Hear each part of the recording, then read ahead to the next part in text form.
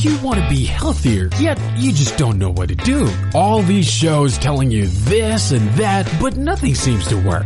Well, listen close. Golden State Media Concepts has got something great for you. The Health and Wellness Podcast, dedicated to workout trends, healthy eating habits, diet, and everything about healthy living. Join us in our banters as we help you not just live life to the fullest, but live it to the healthiest.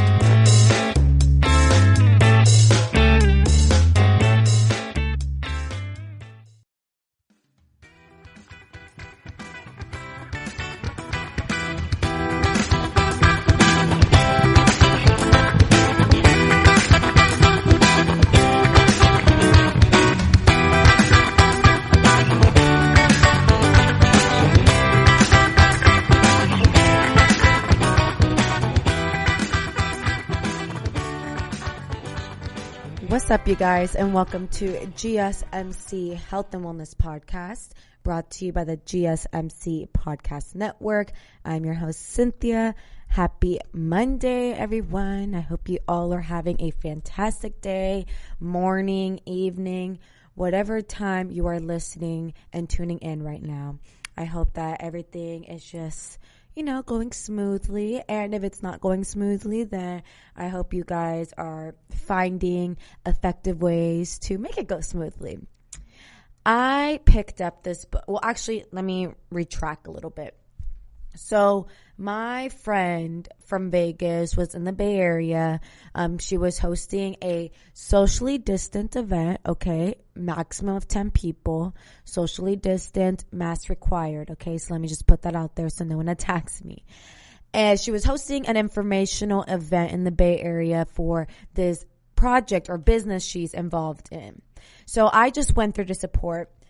And in this event, they talked a lot about, mindset, goals, business, prosperity, like what is our ultimate purpose, what is our end goals, things like that. So it was very internal, and it was really nice to kind of, put my phone away. It was like a couple hours long. So just a couple hours, not distracted from my phone, just like focus, listening to what they're saying about mindset and being, reaching your highest potential. And I feel like sometimes that's what stresses me out. And I feel like it stresses a lot of people out, especially, people my age in our 20s. We kind of are just wandering around with our heads like cut off. I feel like a headless chicken. And I feel stressed because I feel like there's like a time frame of my life. I feel stressed because I feel like I'm not living at my highest potential, and that stresses me out, and that aggravates me in a way because I feel like, damn, like if anything this year has taught us is that we should be living every day to like our fullest potential, living our best lives every day. And anyway, all that to say, that was kind of like the theme of the event, the topic, subject for the event that we were discussing. And it was really cool because they were raffling off books. And all of the books they were raffling off were like so good. They're books I haven't read before, but they were books that I've heard through word of mouth. I've read good reviews, and I'm not saying I'm like the biggest bookworm out there, but I'm definitely trying to read more. I think I'm on my third or fourth book this year, which I'm pretty proud of myself. Okay, I know there's some people who are like on their 50th right now, but for me, that's already a huge step from last year. So anyway, long story short, I won a book. They raffled all these books, and I won one of those books, and it's called The Alchemist.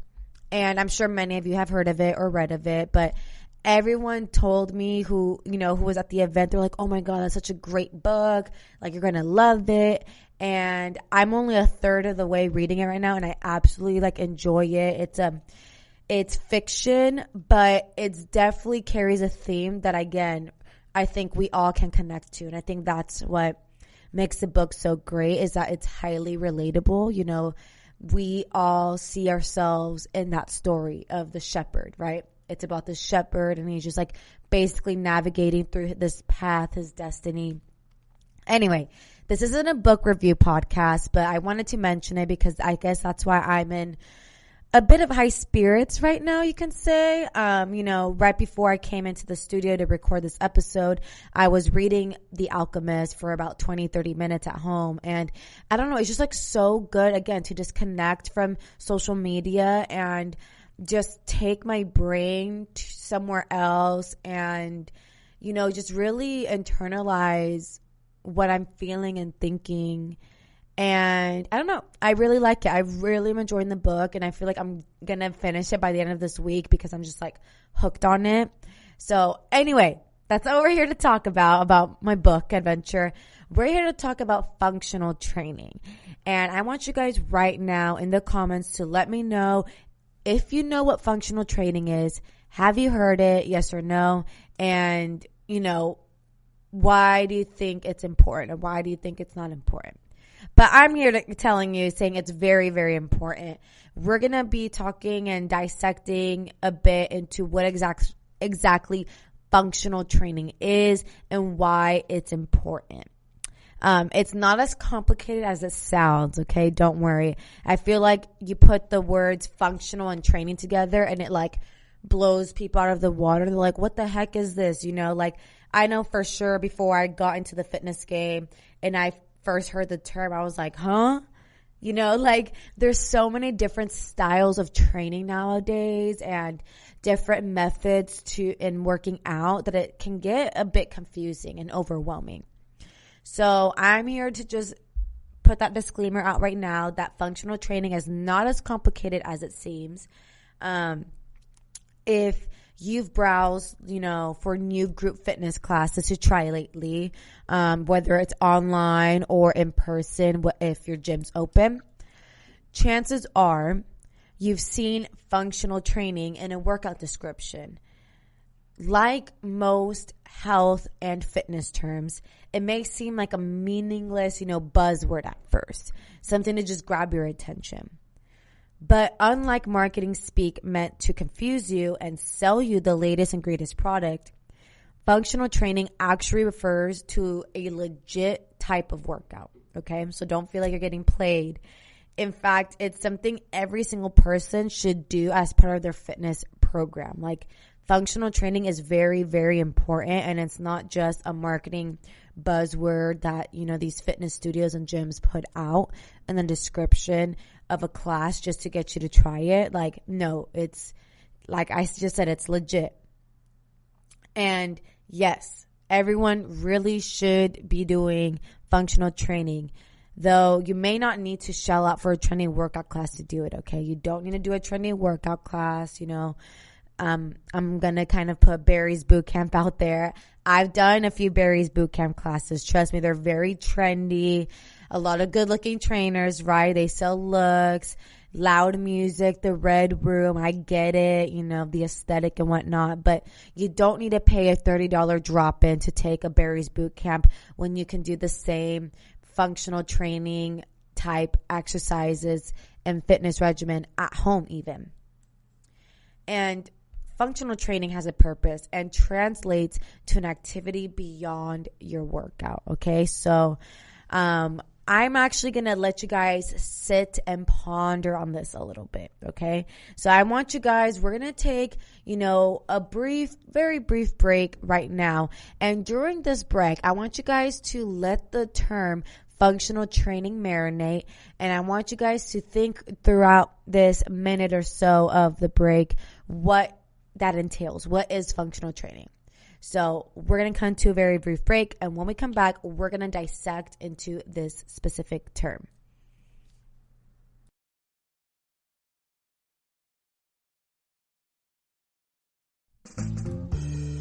Are you looking to learn more about the latest trends from the fitness world? Are you confused by all of the different trends that are out there? The GSMC Fitness Podcast is the place for you. The GSMC Fitness Podcast is the place to come for people of all skill and interest levels. Join us as we explore the latest trends in the fitness world. Does that new exercise really work? Should I try yoga? Whatever your question, chances are good you'll find an answer on the GSMC Fitness Podcast.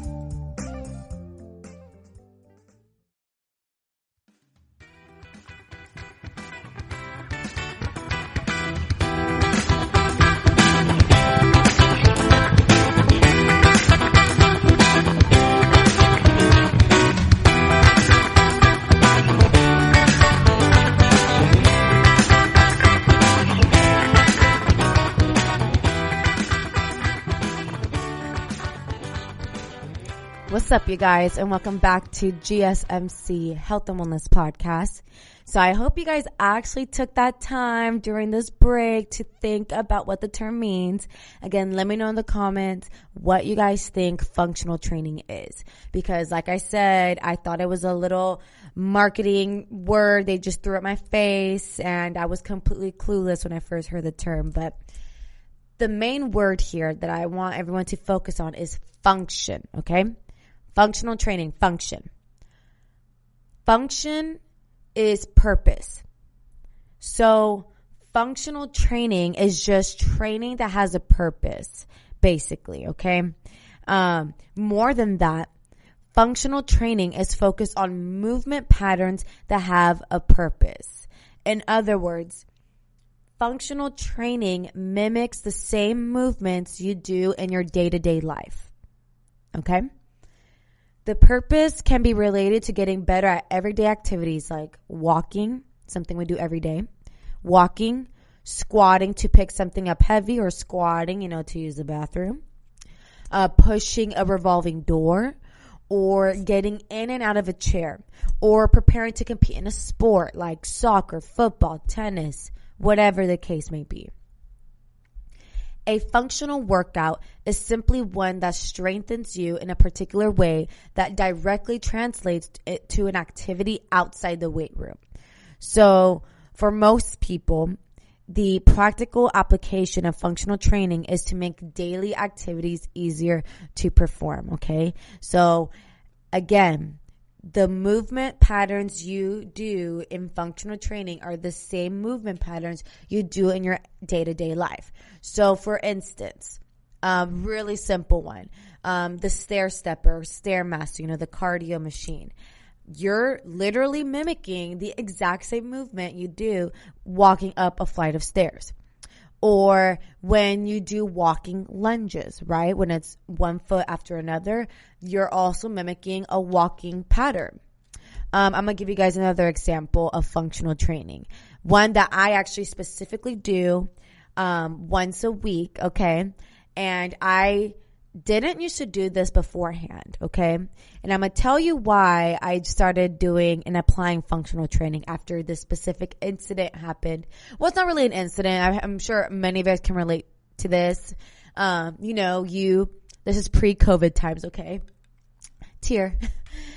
Pre-COVID times, I'm going on a plane. I have a heavy carry-on bag that needs to go overhead and the overhead bin in the plane. And you know how freaking embarrassing and frustrating it is trying to haul a 60-pound bag over your head in front of people, in a tiny plane. You're awkwardly elbowing the people who are sitting there and trying to get this heavy bag over your head and place it in the correct space of above your head in the bin. And I remember I used to get pissed when the flight attendants wouldn't help me. They would just watch me struggle. I'm like, sir, are you going to help me? You feel me? And I came to find out that I guess flight attendants aren't allowed to help you. I don't know if that's entirely true, because I've definitely been on some planes where the flight attendant will help me, and other times where they just watch you struggle. And it's really embarrassing when everyone's watching you struggle. But I was like, hey, you know what? I'm sure everyone goes through this. I ain't the only one. Anyway, so that overhead movement killed me, bruh.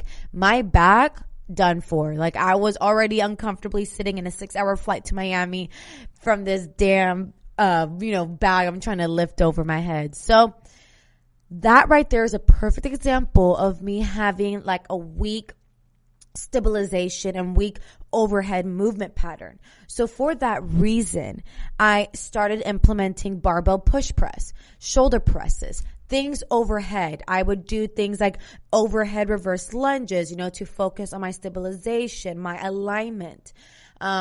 So those movement patterns, the things I do on the gym, moving the barbell over my head, keeping my abs tight, those movement patterns are going to mimic the movement pattern of me trying to haul a heavy carry-on bag over my head to put it on the bin. And that's literally what I think about, y'all, when I work out, because trust me, I do not like the feeling of my shoulders burning. Okay. I'm not the biggest fan of training my shoulders or barbell push presses.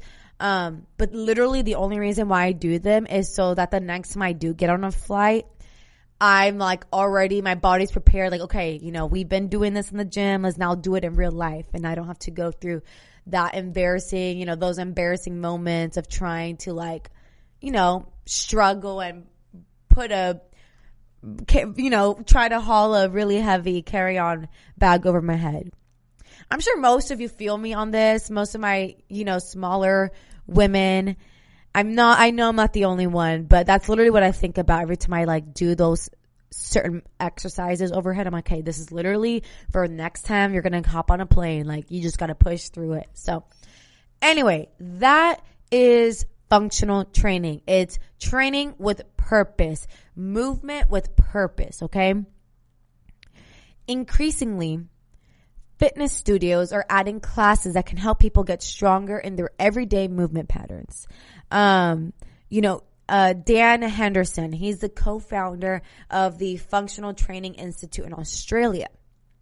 And he says that functional training has become more popular because a lot of studios and gyms are making it very accessible for the consumer to try this form of training. Some fitness studios even have functional built into their names, like F45, is a really popular one. It's here in local in my area, and I've even seen it's also in Australia. So really popular fitness studio, F45 and Fitting Room. And it's spelled as FHITTING, Fitting Room.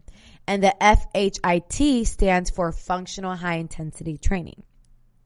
So when you add social media to the mix, it becomes something people hear more about and decide they want to try, right? Especially with a really catchy name like that. And like when it's spelled in that way, Fitting Room, like it draws people's attention. A functional workout typically consists of compound exercises like squats, lunges, and deadlifts, right?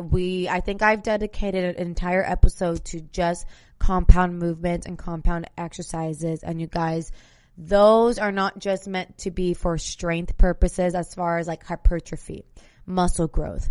Those compound exercises mimic everyday movement patterns.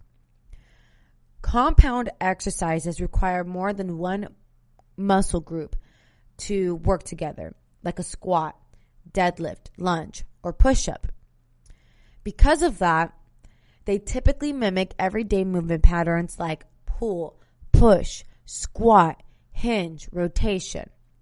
Better than isolation exercises like a bicep curl or, glute kickbacks. As much as I love my glute kickbacks and I'm trying to grow the glutes, that's accessory work. That's not really going to make me stronger in my everyday movement patterns. Think about it.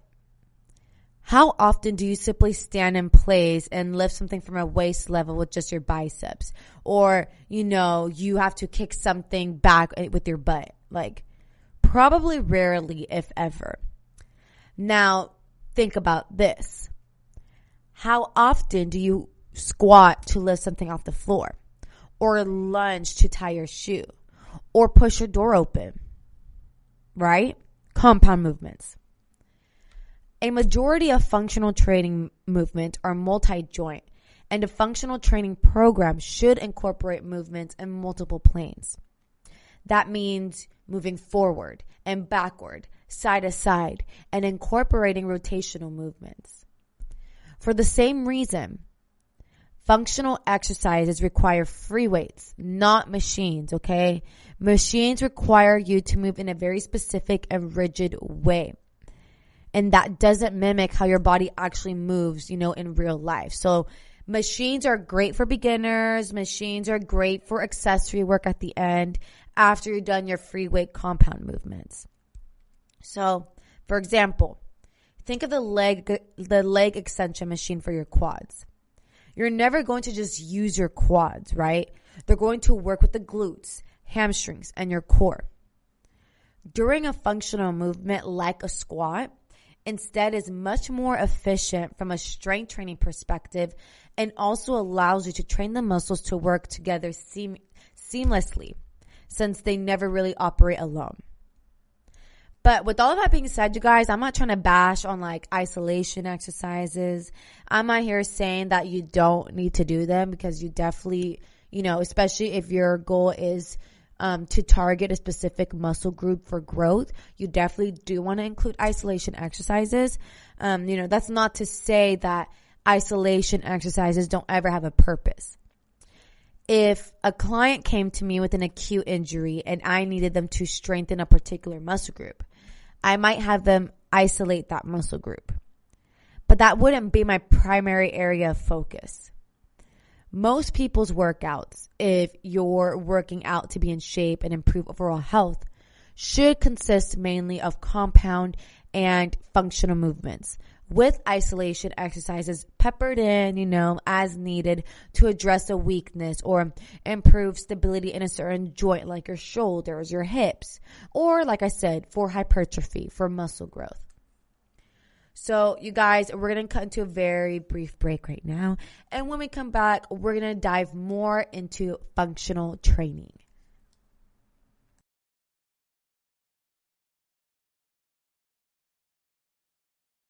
Tired of searching the vast jungle of podcasts? Now listen close and hear this out. There's a podcast network that covers just about everything that you've been searching. Hey! The Golden State Media Concepts Podcast Network is here. Nothing less than a podcast bliss with endless hours of podcast coverage. From news, sports, music, fashion, cooking, entertainment, fantasy, football, and so much more. So stop lurking around and go straight out to the Golden State Media Concepts Podcast Network. Guaranteed to fill that podcast itch.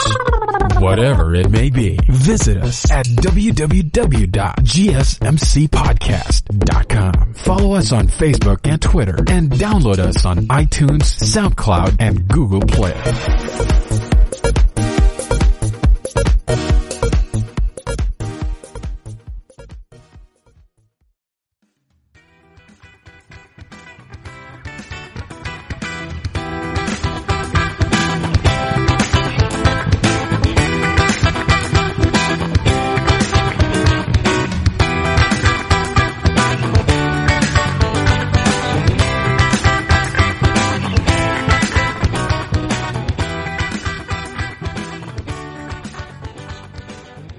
Hey guys, and welcome back to GSMC Health and Wellness Podcast.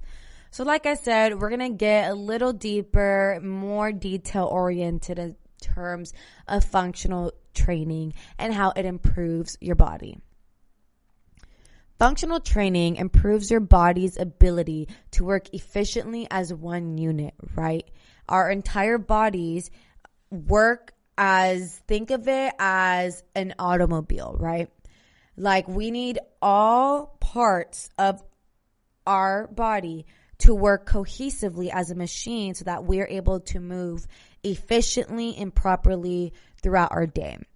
If there's one specific part of our body, one specific part of the machine that is out of alignment, that's not properly working, not moving in the most range that it possibly can, then that's going to cause a lot of distress for all other parts of the machine, of the body. You know how it is with the car?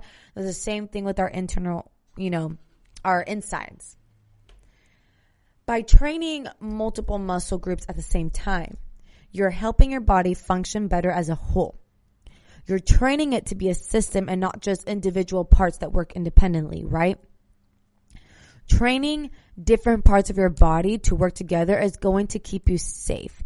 That's why a lot of times, when people start off on their fitness journeys, I like to recommend them and suggest to them that, work out to be healthy. Work out to improve your overall health, to move better, to move pain-free, every day.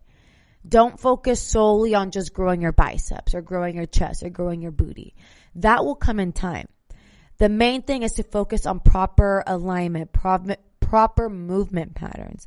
So that's why I really try to drill in all, my clients that I, do one-on-one training with. I try to, I get their goals first. A lot of them are like, I'm trying to grow the booty, slim waist, grow my whatever. And I say, okay, we'll get there, but we need to make sure that, the alignment's there, proper movement patterns are there before we dive into just, glutes. Part of that is because both your mind and muscles will learn how to recruit multiple muscle groups to get a job done instead of relying on just one. Recruiting multiple muscle groups is going to prevent strain injuries that happen from using one muscle group. Think about lifting a heavy suitcase.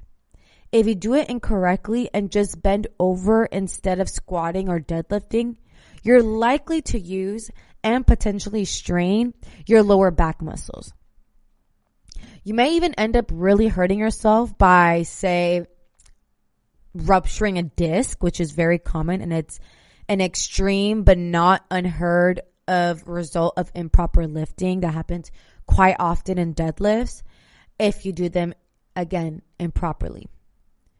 But if you've been focusing on functional movements in your training, you'll be way more comfortable lifting that suitcase properly by using your entire body. You'll squat and deadlift it from the floor using your glutes and legs and keeping your back flat and chest up like you're used to doing with the weight in the gym. Make sense? That's literally what functional training is. You're mimicking that movement in the gym in real life. Functional training, you guys, also improves coordination, balance, and body awareness, which will help you avoid unnecessary injuries. Moving your body in a way that recruits multiple muscle groups at once requires a certain level of coordination, focus, and most importantly, core strength, which is why compound movements are so good for building core strength and stability. The more you train functionally, the better you'll become at working your entire body as one system, ultimately helping you improve your coordination. Functional training also gives you an excellent kinesthetic awareness, which is awareness of how your body moves, and teaches you how to move safely. All of these skills are pretty important in everyday life and in the gym, allowing us to move purposefully and confidently and helping us stay sturdy, strong, and safe. So here, you guys, are a few functional movements you can incorporate into your routine. So what makes an exercise functional varies a bit for each of us and our fitness level and goals. But fitness professionals agree that everyone should work on a handful of basic movement patterns. As always, it's a good idea to talk with your doctor before starting a new exercise program if you're unsure if it's safe for you, right? I say this like about anything and everything you try on this episode or on this podcast, but it's absolutely true. I'm not trying to be held responsible, okay, for these things that I recommend to you guys. So do your research, talk to your doctor, and then, see if it's the best option for you. So here I have curated some exercises that will get you started working on those patterns. You can do them with just your body, body weight, or a variety of free weights like dumbbells, kettlebells, medicine balls, and more. So first we have the suitcase squat. So I'm going to be telling you guys some of the verbal cues. That way you can mimic these movement patterns as I explain them. So listen carefully. The suitcase squat. Stand with your feet about shoulder width apart, a dumbbell in each hand with your arms resting along the sides of your legs, palms facing in. Bend your knees and push your hips back as you lower into a squat. Drive through your heels to sand, squeezing your glutes at the top. So essentially, dumbbells are going to be on the sides of you, and this is literally mimicking picking up a suitcase, right? Next, we have the push-up. We all know this. Start in a high plank with your palms flat on the floor, hands shoulder width apart, shoulders directly above your wrists, legs extended behind you, core and glutes engaged. Bend your elbows and lower yourself to the floor. Drop to your knees if needed. Push through your palms to straighten your arms for 1 rep. Another one we have is a lateral lunge. Stand with your feet together, hands on your hips. Take a big step about 2 feet out to the right when your foot hits the floor. Hinge forward at your hips, push your butt back, and bend your right knee to lower into a lunge. Pause for a second and then push off your right foot to stand back up for 1 rep. Do your reps, switch sides, and repeat. You can also alternate legs if you prefer. Then we have our bent over row. So stand with your feet hip width apart, a weight in each hand with your arms at your sides. With your core engaged, hinge forward at your hips, push your butt back, and bend your knees slightly so that your back is no lower than parallel to the floor. Depending on your hamstring flexibility, you may not be able to bend over that far. Gaze at the floor a few inches in front of your feet to keep your neck in a comfortable position. Do a row by pulling the weights towards your chest, keeping your elbows close to your body, and squeezing your shoulder blades for 2 seconds at the top of the movement. Your elbows should go past your back. Then slowly lower the weights by extending your arms toward the floor. Next, we have the deadlift.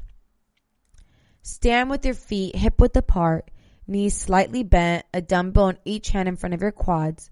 Hinge forward at your hips and bend your knees slightly as you push your butt way back, keeping your back flat. Slowly lower the weight along your shins. Your torso should be almost parallel to the floor. Keeping your core tight, push through your heels to stand up straight. Keep the weight close to your shins as you pull, and then pause at the top and squeeze your glutes. Next, we also have the single leg deadlift. So stand with your feet together, a weight in each hand in front of your legs. Shift your weight to your left leg and keep your left knee slightly bent as you lift your right leg behind you, hinging at your hips to bring your torso parallel to the floor and lower the weight toward the floor. Keep your back flat. Your torso and right leg should be almost parallel to the floor, with the weight a few inches off the floor. If your hamstrings are tight, you may not be able to lift your leg as high. Keep your core tight as you push through the left heel to stand up straight. Bring your right leg back down to meet your left, but try to keep the majority of the weight in your left foot. Pause and squeeze your glutes for 1 rep, and then do your reps, then switch sides and repeat. And lastly, we have our medicine ball rotational throw. So for this, you're going to want to stand with a wall a few feet to your right, feet shoulder width apart, a medicine ball in both hands in front of you. Twist your torso to the left and slightly bend your left knee. Let your arms and the ball follow. Twist your torso to the right, swinging your arms and throwing the ball against the wall. Catch the ball, twisting back to the left and bending your left knee to absorb the force of the ball for a rep. Do your reps and then switch sides and repeat.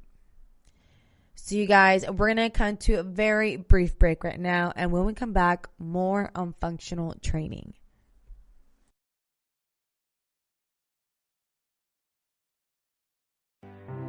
The GSMC Life and Happiness podcast takes you on a journey of exploration. We'll discuss tried and true methods alongside the latest trends of how to best live your life to its fullest and happiest. From psychology to meditation, science to self-help books, the GSMC Life and Happiness podcast will help you to discover what makes you happy and how you can live life being the best you possible. Download the GSMC Life and Happiness podcast on iTunes, Stitcher, SoundCloud, Google Play, or anywhere you find podcasts. Just type GSMC in the search bar.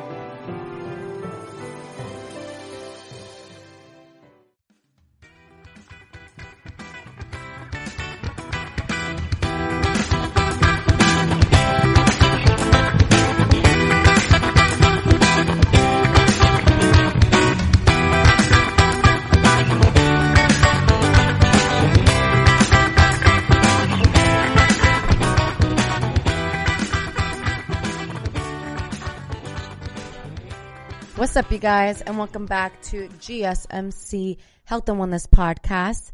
So we're going to switch gears a little bit, but still on the topic of functional training. We're just going to be a little more specific in this segment. This may not apply for everyone, aka men, but men, you may have a sister or a wife, a girlfriend, a mom, someone you know in your life who can benefit from this information. So don't pause, all right? Don't hit end on this podcast. Still tune in to what I'm about to say. We're going to get into functional fitness for pregnancy. We're going to talk about how functional training can help pregnant clients, women, train for each trimester and the physical rigors of parenting a new baby. A woman's body will change more in 9 months of pregnancy than a man's will in his lifetime, right? We know this. And a woman needs an exercise program to match the transformation, a woman going through all those body changes. So the biomechanics of motherhood are unique and specific. A mom-to-be will need to master strength, agility, balance, speed, acceleration, deceleration, directional change, and rotation, all with load that increases every day. This is from the National Fitness Director of Fit for Mom in San Diego, Pharrell Haruska, says. So for these reasons, a functional fitness plan for an expectant client may look different from a non-pregnant person's gym routine. And right now, I'm going to describe how fitness professionals can help moms-to-be more comfortably perform the movements and tasks unique to a pregnant person, and how to prepare clients for their birth experience and new role in a functional way. So again, the main goal here is training for function, training for purpose, okay? Literally, functional training means exercise designed to increase an individual's ability to carry out everyday tasks. Movement that mimics real-life tasks someone must carry out in an average day, such as in a pregnant woman or new mom-to-be or new mom, such as repeatedly picking a baby up out of a crib or performing beloved hobbies. These tasks are often described as activities of daily living. Activities of daily living traditionally reference very basic activities such as bathing, dressing, grooming, toileting, and transferring, and a more comprehensive definition of function for an expectant mom might also include being able to work 8 hours a day, shop, cook, drive, and do housework, laundry, and yard work. This seems like a lot, right? Like, if you are pregnant, have been pregnant, kudos to you, man, because, oh my God, not that I'm dreading if that day comes, but I am definitely not ready to be doing all of that, okay? Carrying a baby and having to do all of, going to work and having to do all of this housework. Oh my goodness, no. Kudos to everyone who does it, who did it, okay? Women are just amazing. Anyway, certainly there are medical conditions that preclude physical activity during pregnancy. Fitness professionals should always obtain a medical opinion before training an expectant client. They should also seek ongoing input from a physician during training and should coach the client to listen to her body's signals and slow down when needed. However, for women without medical complications, physical activity during pregnancy has been associated with important health benefits and should be encouraged. Despite the advantages, like most of the U.S. population, many pregnant American women do not meet current recommended exercise guidelines. A recent study concluded that most pregnant women don't receive much diet and exercise counseling from their obstetricians. Therefore, as a fitness professional, you are likely on the front lines of wellness education for your pregnant clients. So here are some of the need to know functional facts for moms to be. As fitness professionals, we need to understand the biomechanics of pregnancy.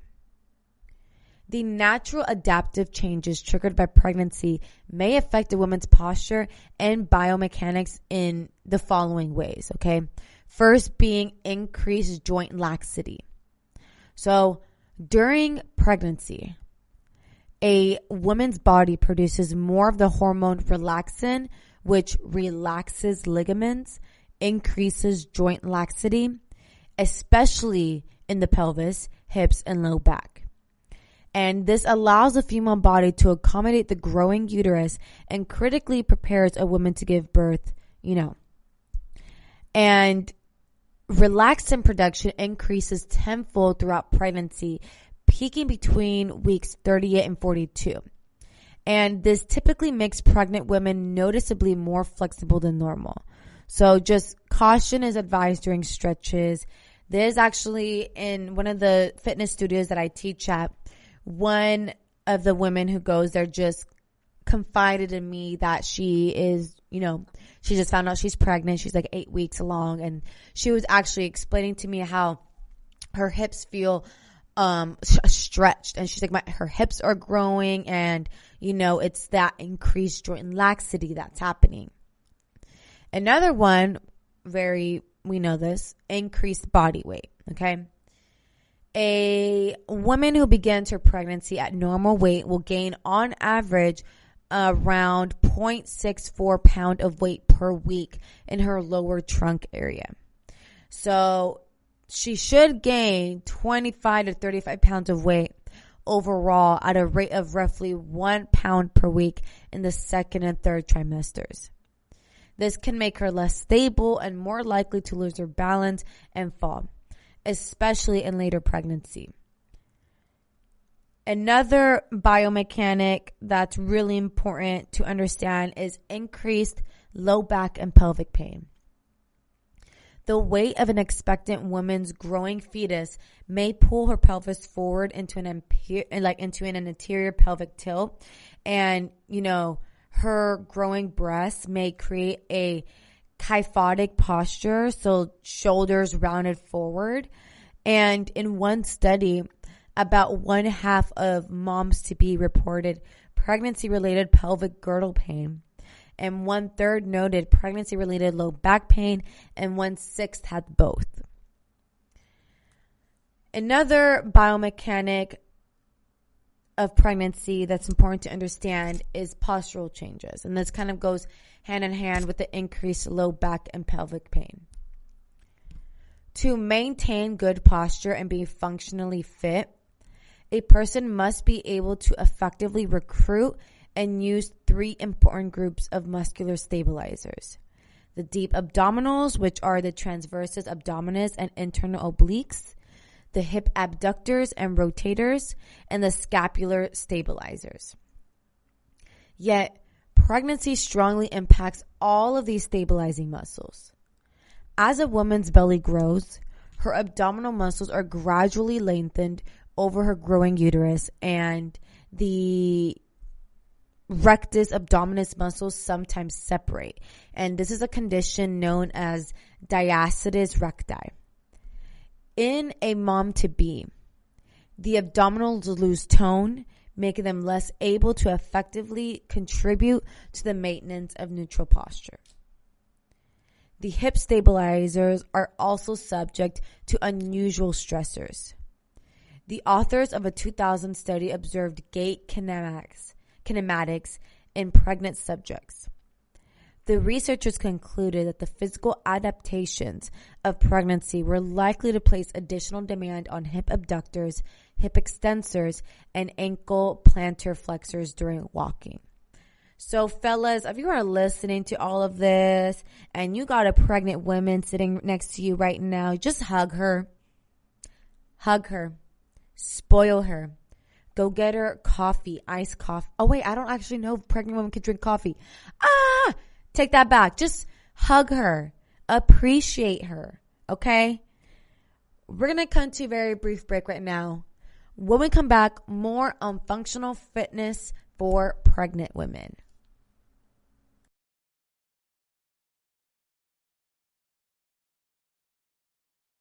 Are you tired of the same old news? Are you sick of the seemingly endless political spin and negativity? The GSMC America Still Beautiful podcast is a weekly news podcast covering all the top positive and uplifting news stories. We cover stories that will inspire, uplift, and remind you of the good in the world. Tune into the Golden State Media Concepts America Still Beautiful podcast to get all the great and positive news stories of today. Download the GSMC America Still Beautiful podcast on iTunes, Stitcher, SoundCloud, Google Play, or anywhere you find podcasts. Just type GSMC in the search bar.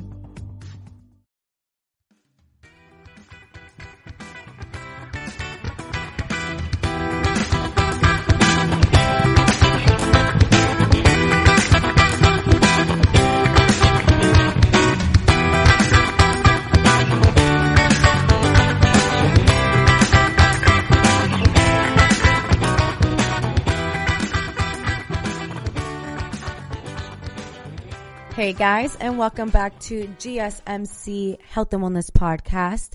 So, like I said, we're going to get into more of functional training for pregnant women. And we're going to now discuss the 3 functional needs of pregnancy. The functional needs of an expectant client are not static, okay? They evolve along with the demands of nurturing, her growing baby. And so consider the 3 impending life events for which she must train. So she needs to train, for a new lifestyle, labor and delivery, and new motherhood. So as fitness professionals, we need to keep these 3 functional needs in the back of our minds as we are programming for a pregnant client. So let's start with a new lifestyle. Functional fitness must be customized. Will your client work a physical or sedentary job during and or after her pregnancy? Does she want to train for specific labor positions, such as a full squat? Does she have other small children whom she must carry around on one hip throughout her pregnancy?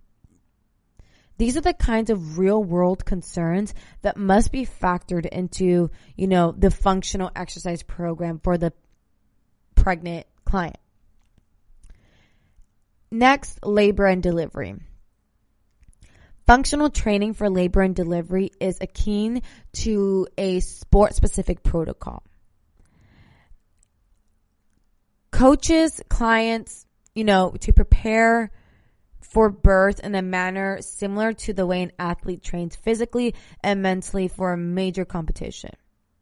After all, pregnant clients will likely experience intense pain and muscular contractions during labor, all while possibly remaining awake for more than 24 hours.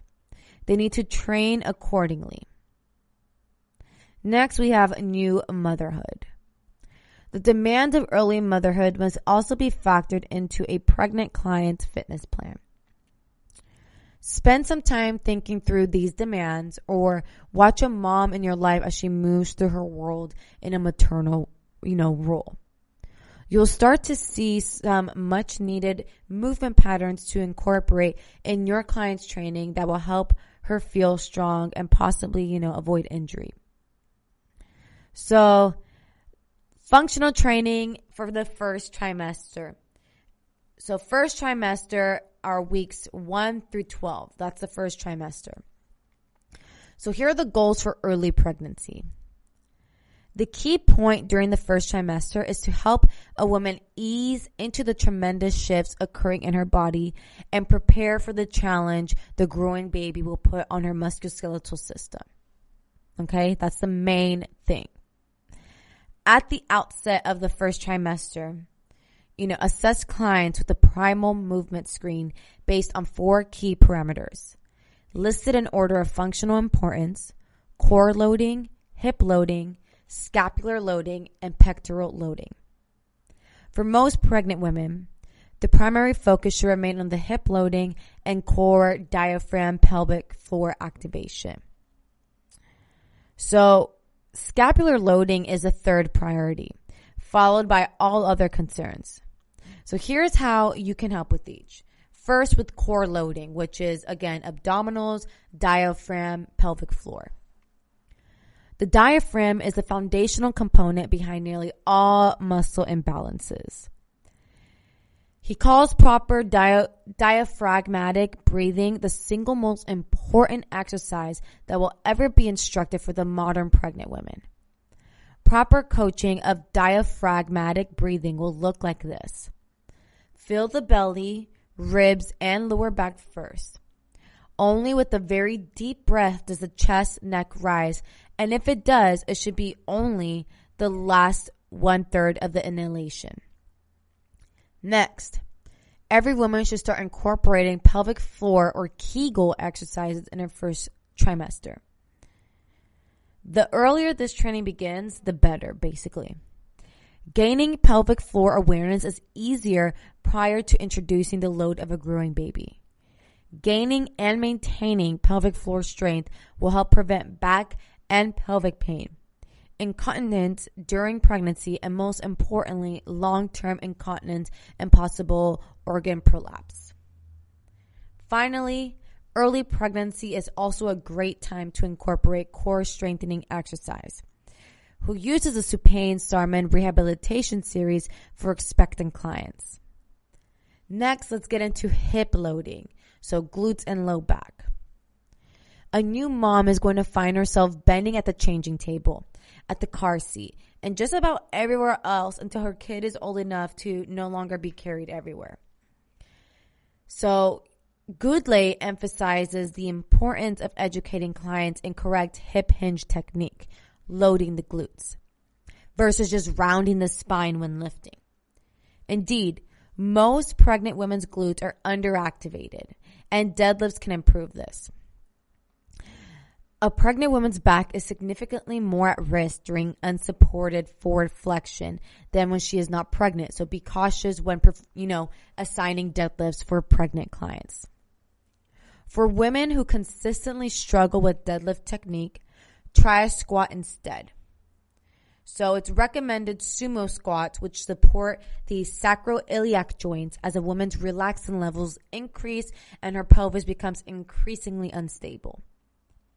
When sumo squats are done correctly, the feet are about 6 to 10 inches wider than the shoulders, with toes turned out about 15 degrees. Progress both deadlifts and squats by having clients hold a dumbbell at one shoulder in a manner that reflects how they will later be holding a newborn. Finally, encourage women to try the deep squat position. Knees and hips fully flexed as if squatting to go to the bathroom outdoors, as labor and delivery training. This position creates the shortest and widest opening for the birth canal. And then lastly, scapular loading. It's the mid, back, and chest. It's very important to start strengthening the upper back and stretching the anterior chest muscles in order to combat the effects of gravity on a new mom. After all, she will soon spend hours rounding her shoulders forward to change, bathe, play with, and feed, her new baby. So work on strengthening the muscles of scapular retraction and include chest stretches. Also consider push-ups. The soon-to-be mom is going to find herself on the floor a lot, lying and playing with her newborn, an emerging toddler. She's going to be performing one-sided and other strange varieties of pushing up off the floor. So she must learn this pattern to be a functional mom. Next, let's get into the second trimester, which are weeks 13 through 28. So the goals for mid-pregnancy.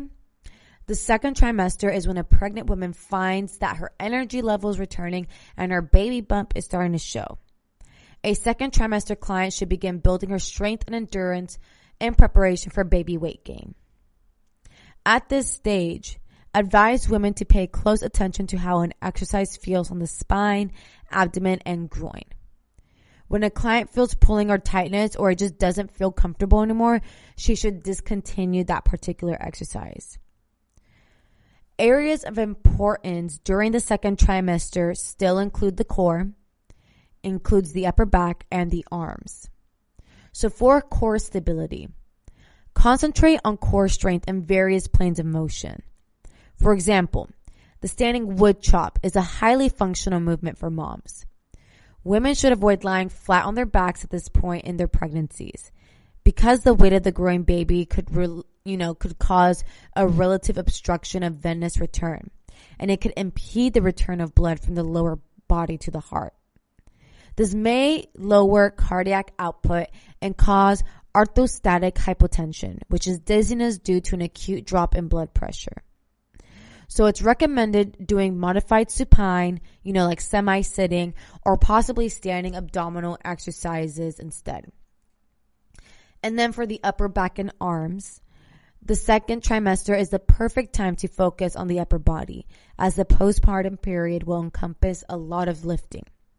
Start thinking through the load and balance of motherhood as well.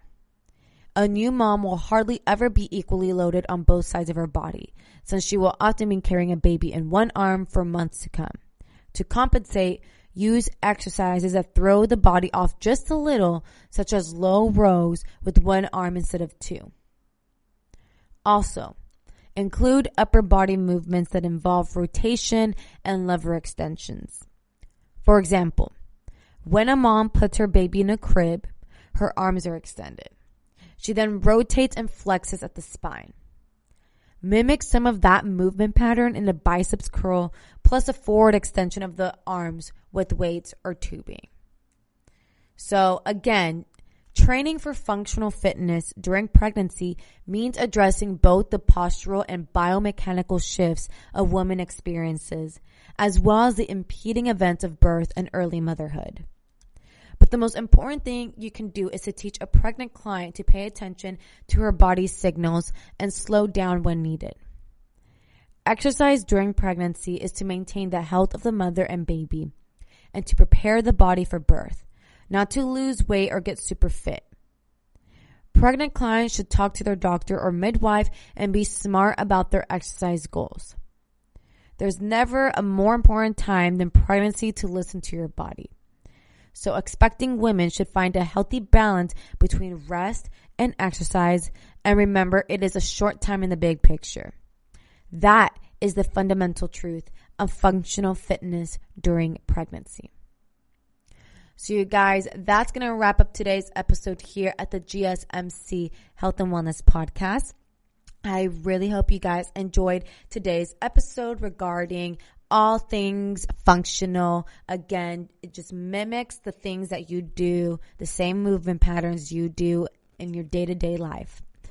If you guys enjoyed today's episode, please don't forget to like, share, subscribe, all of that good stuff, because that tremendously helps the show. And I'll catch you guys here for the next one. You've been listening to the Golden State Media Concepts Health and Wellness Podcast, part of the Golden State Media Concepts Podcast Network. You can find this show and others like it at www.gsmcpodcast.com. Download our podcast on iTunes, Stitcher, SoundCloud, and Google Play. Just type in GSMC to find all the shows from the Golden State Media Concepts Podcast Network, from movies to music, from sports to entertainment, and even weird news. You can also follow us on Twitter and on Facebook. Thank you, and we hope you have enjoyed today's program.